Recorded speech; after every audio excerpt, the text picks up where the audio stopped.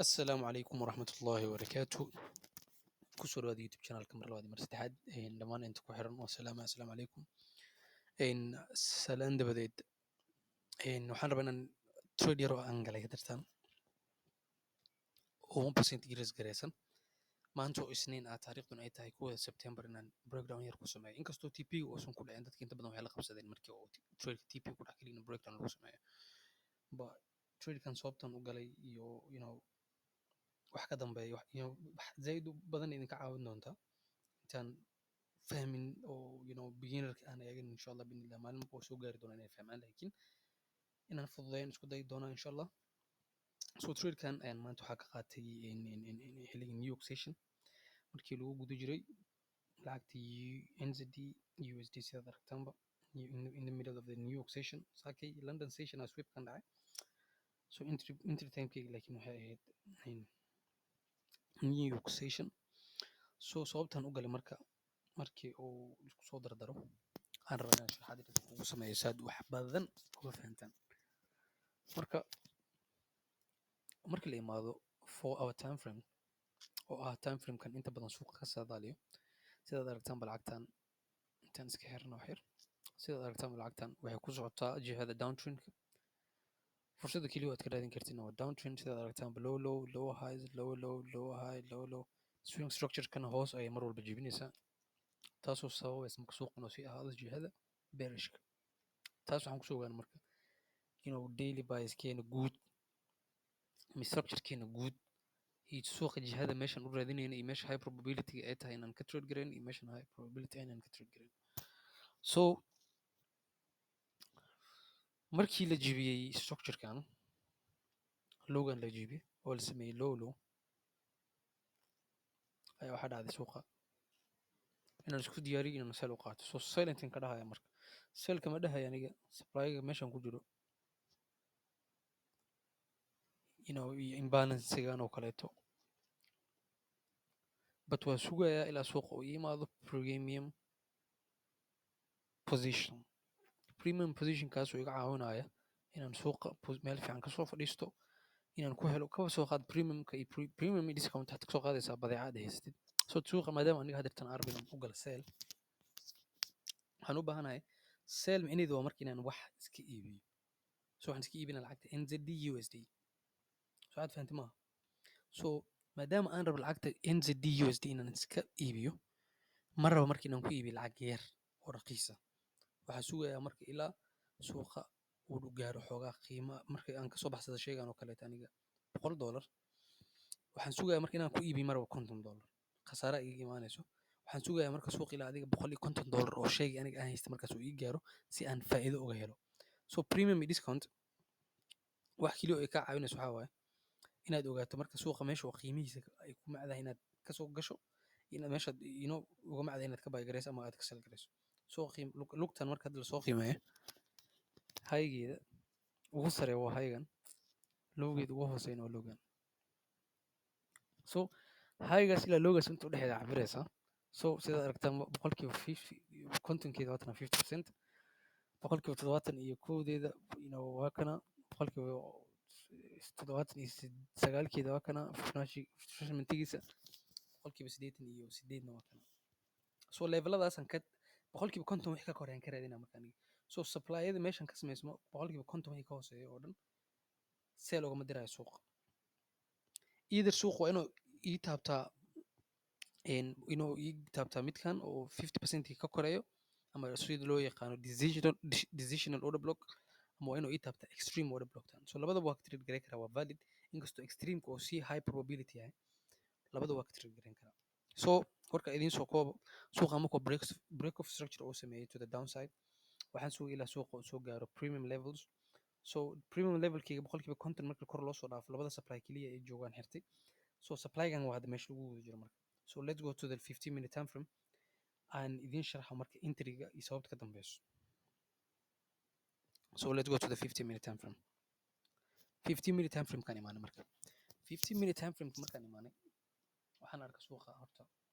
inuu ku socdo jihada uptrend but uptrend guud ma ahan waa counter trend. waxaa loogu talagalay uptrend kan inay kasoo faa'iidaystaan dadka fahansan suuqa inuu ilaa uu kasoo gaaro equilibriumkeena wixii ka koray dadkii meeshan jooga marka way kasoo baayigareyn kareen areadan oo dhan sida aragtaanba asian highgan asian lowgan marka la qaato kadib inta bay waa ugu diri karnay new oxidation haddana formatrade kale inta ka jiro waa usoo qaadan karnaa bay ilaa la imaanayo supplygeena kaasoo ah premium levels so markuu imaado kadib ma bay usii raadinaysaa marka maya suuqa wuxuu isku diyaarinaa marka inuu sameeyo isku diyaarinaa suuqa inuu sameeyo marka lower low soma so low low maadaama orb inuu sameeyo marka anaga waxaa rabnaa structurekan soo socday oo bullishka ahaa inuu isku bedelo bearish so isugu bedelaya marka so isugu bedelaya si kale ma aan waxaan rabnaa waa change of character so change of charactergaas wuxuu noo caddeynaya marka in suuqa jihadiisa uu bedeshay ama uu diyaar u yahay inuu jihadiisa guud uu qabsado ama 4-hour time sidaad u fahanto 4-hour time framekeena maadaama uu ahaa downtrend 50-minute time framekeena uu yahay uptrend so 50-minute time framekeena waxaan sugaynaa ilaa asagan oo ka noqdo downtrend so downtrend markuu noqdo labada time frame ma iswaafaqan marka labada time frame markay iswaafaqaan meesha waxaa kaaga soo baxaya trade high probability ah inkastoo dadka qaar ay ku wareeraan entry systemka ama entry schematica dad qof walba si u galaa dadka qaar waa change of character sugaan dadka qaar waxay sugaan inverse fair value gap dadka ICT ku trade gareeyo kaleeto so waxaa ka qurux badan waxaasoo dhan inaad ku trade gareysa structureka so sidaad ogtihiin marka hadeertan suuqa wuxuu noo joogaa supply 4-hour time frame ah but counter trade kana socdo counter trade kana wuxuu noo sheegaya uptrend so waxaa sugaysa suuqa ilaa uu ka noqdo ilaa uu ka jibiyo structurekan so structurekan markuu jibiyo 4-hour time framekeeni 15keeni way iswaafaqeen marka hadeertan waxaa diyaar unaha marka inaad trade sale la raadino marka adigoo saas usii og inaad suuqa sale usii galayso haddana waxaa loo baahan inaad kusii xisaabtanto liquidity swapska meelaha liquidity laga abuuray meelaha liquidity laga qaatay waxyaabahaas oo dhan marka suuqa marka uu taabtay marka supplygeena sidaad aragtaanba supplygeena waa meeshan guduudan oo 4-hourka data aan kusoo tusinaya wuxuu sameeyey break of structure so asian session marka lagu jiro mitigationka sameeyey